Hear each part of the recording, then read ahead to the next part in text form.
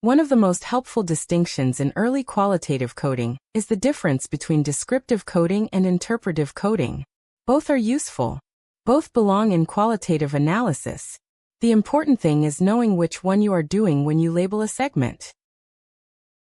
In simple terms, descriptive coding names what the participant is talking about. Interpretive coding names what may be happening, felt, or meant in that moment. That is the basic difference. Descriptive coding stays closer to the surface content of the data. It answers a simple question. What is this about? Interpretive coding goes one step further. It begins to answer a different question. What seems to be happening here in a way that matters to the study?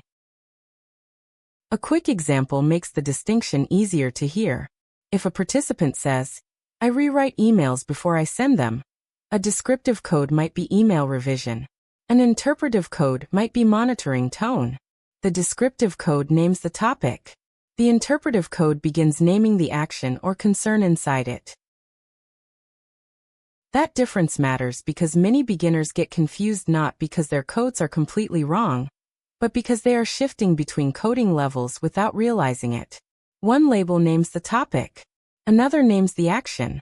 Another names a worry or meaning. When those levels get mixed together, the code list can start to feel messy very quickly. Descriptive coding is often the easier starting point. It labels the basic subject, setting, or content of a segment.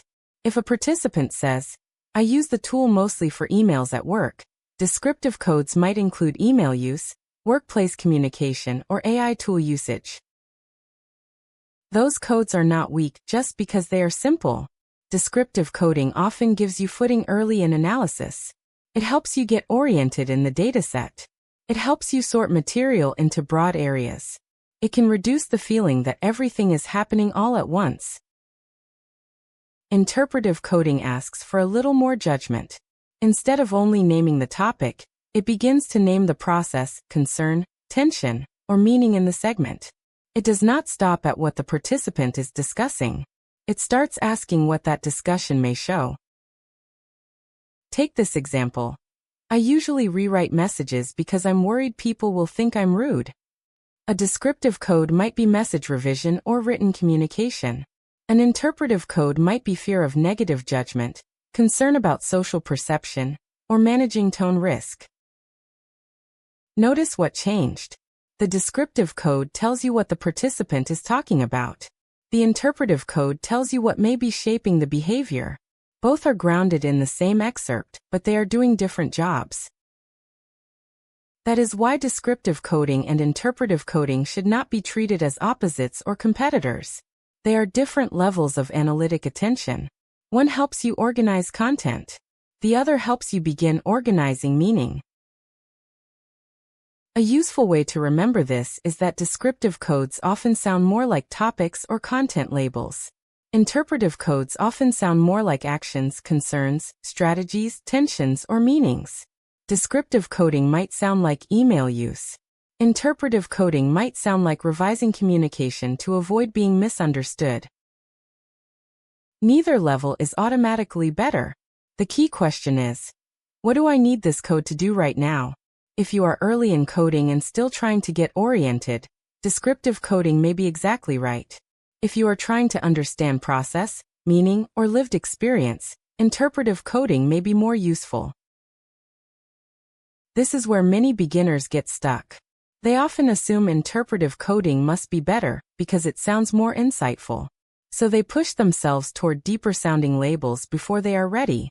That can lead to codes that sound impressive but are actually too broad, too vague, or not fully supported by the data. For example, if a participant says, "I use the tool mostly for emails at work," and the coder immediately labels that as identity and security in professional communication, that may be too much too soon. The label may sound sophisticated, but the excerpt may not actually support that level of interpretation yet. Interpretive coding is not guessing. It is not inventing hidden meaning. Strong interpretive codes are still grounded in evidence. They stay close enough to the participant's words that someone else can still follow how you got there. This is one reason descriptive coding is often safer early on. It helps you avoid overreading the data before you know the dataset well. It lets you build structure without forcing large explanations too soon. At the same time, descriptive coding cannot do all the work forever. If all your codes stay at the topic level, you may end up with a very organized dataset, but a thin analysis. You will know what participants talked about, but not yet what those experiences reveal. For example, imagine a list of descriptive codes like emails, meetings, assignments, AI use, teacher support, and workplace tasks. Those labels tell you the subjects that appear in the data, but they do not yet tell you what was difficult, what mattered, what people were managing, or what patterns may be building across participants. Interpretive coding begins to recover that deeper layer. Instead of only coding assignments, you might code difficulty initiating without structure. Instead of only coding AI use, you might code externalizing uncertainty or support for task breakdown. Instead of only coding emails, you might code monitoring tone to reduce risk. That does not mean the descriptive code was wrong. It means the interpretive code is doing a different job. Descriptive coding organizes what is there. Interpretive coding begins to organize what it may mean. Another helpful way to hear the distinction is this. Descriptive coding often answers what. Interpretive coding begins answering what is happening here, or what seems to matter here. That wording matters because interpretive coding should still be cautious. It should not jump straight to a big conclusion. It should not act as though one excerpt proves a full theme or theory. It should stay close enough to the data to be defensible. Consider the excerpt. If I don't break it down, I just stare at it and can't start. A descriptive code might be task difficulty. An interpretive code might be difficulty initiating without structure, overwhelmed by unstructured demands, or reliance on task breakdown. Again, the descriptive code tells you the general subject. The interpretive code identifies the process or struggle within that subject. That is why interpretive coding often becomes more useful later in analysis. It helps you see patterns that can eventually support categories and themes. But interpretive coding is harder to do consistently. Because it asks for more judgment, it can also become less precise if the boundaries are unclear. Two excerpts may both get labeled fear of misinterpretation, but are they really doing the same thing? One may be about tone. Another may be about clarity. Another may be about conflict. This is where code definitions matter. If you are using interpretive codes, you need to be able to explain what belongs under that label and what does not. Otherwise, the code can start collecting too many different kinds of moments just because they feel related. Descriptive codes can become too broad too, but in a different way. A code like communication might end up holding emails, meetings, tone issues, clarification questions, and workplace interaction all at once. That may be useful as a broad bucket, but not very helpful as a focus code. So each level has its own risk. Descriptive coding can stay too close to the surface. Interpretive coding can move too far beyond the data. Strong analysis requires learning how to use both intentionally. A very practical way to learn the difference is to code the same excerpt in both ways. Take the sentence. I rewrite emails several times because I'm worried people will misunderstand my tone. A descriptive code might be email revision. An interpretive code might be repeated self-editing or fear of misinterpretation. Neither of those is automatically the one right answer. They answer different questions. The better choice depends on what your study is trying to understand and what stage of coding you are in. If your study is focused on workplace writing practices, the descriptive code may still be useful. If your study is focused on how people manage communication anxiety or social risk, the interpretive code may do more analytic work. This is why your research question should guide the coding level. The best code is not always the deepest sounding one. The best code is the one that helps answer what your study is actually asking. If your research question is broad and exploratory, descriptive coding may help you map the terrain. If your research question is about process, meaning, tension, or lived experience, interpretive coding may become more important. Many qualitative studies use both. A researcher may begin with more descriptive coding to get oriented, then move toward more interpretive coding as patterns become clearer. Or they may use descriptive coding in one part of the dataset and interpretive coding in another, depending on the material. That flexibility is normal. Coding is not one single move repeated forever. Different stages of analysis call for different kinds of attention. What matters is that you know what level you are working at and why. Problems begin when descriptive codes are treated as if they were already interpretations, or when interpretive codes are treated as if they were already themes. A descriptive label like communication challenge is still not a theme. An interpretive code like fear of being judged is still not a full conclusion about the whole dataset. A code is still a local label attached to a segment. Whether descriptive or interpretive, it is only one step in the analytic process. Themes require repeated patterns across the data, not just a compelling code name. This is especially important for beginners because interpretive codes can feel exciting. They sound closer to insight. But if they are not grounded in repeated evidence, they can create the illusion of depth without the discipline of real analysis. By contrast, descriptive coding can feel plain, but it often creates the stability needed for stronger interpretation later. It gives you a map of the dataset. It helps you see where similar content appears. It can reduce early overload and make later comparison easier. So the real question is not descriptive or interpretive. The real question is when and why. When is description enough? When is interpretation justified? Why am I choosing this level for this segment right now? One practical test is to ask what would be lost if you stayed descriptive. If very little would be lost, and you are still getting oriented, descriptive coding may be enough. But if staying descriptive would flatten the segment, and hide what is analytically important about it, then interpretive coding may be needed. A second test is to ask whether the interpretive label can be defended directly from the excerpt. Can you point to words in the segment that support the code?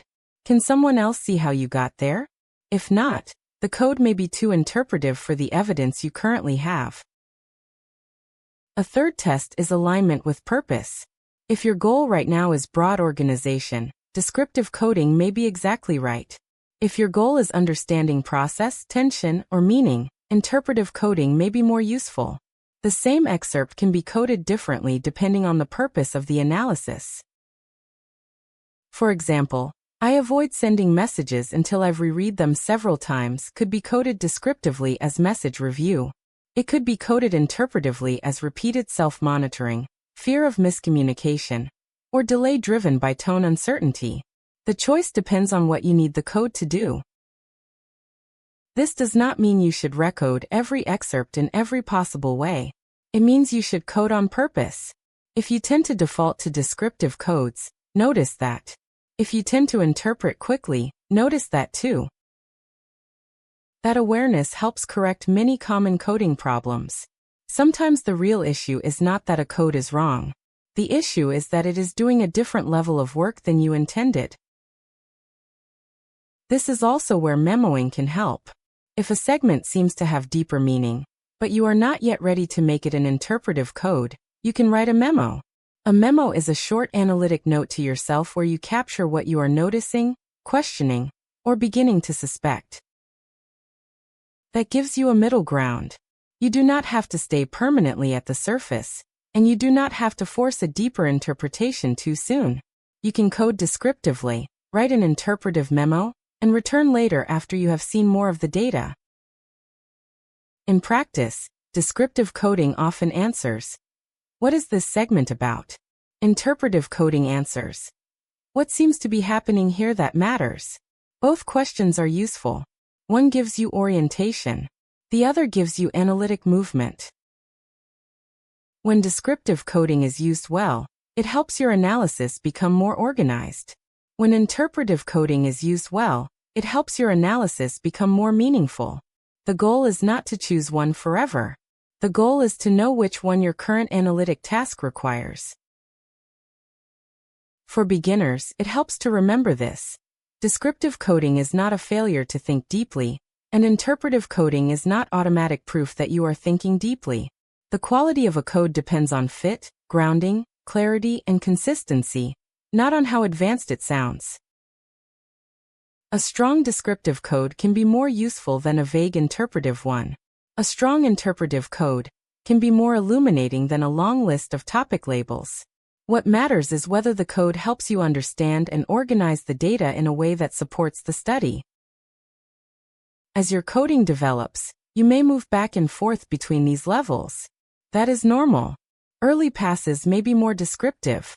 Later passes may become more interpretive. Sometimes a descriptive code remains exactly right. Sometimes it needs to be rewritten because it no longer captures what is most important.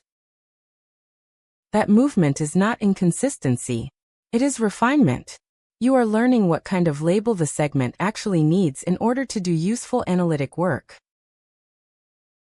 So the difference between descriptive coding and interpretive coding is simple at the start, even if it becomes more nuanced with practice. Descriptive coding names what the participant is talking about. Interpretive coding names what may be happening, felt, or meant in that moment. Both belong in qualitative analysis. Both can be rigorous. Both can be misused. The important thing is learning to recognize which one you are doing, and whether that level of coding fits your purpose. When you can make that distinction intentionally, coding becomes clearer.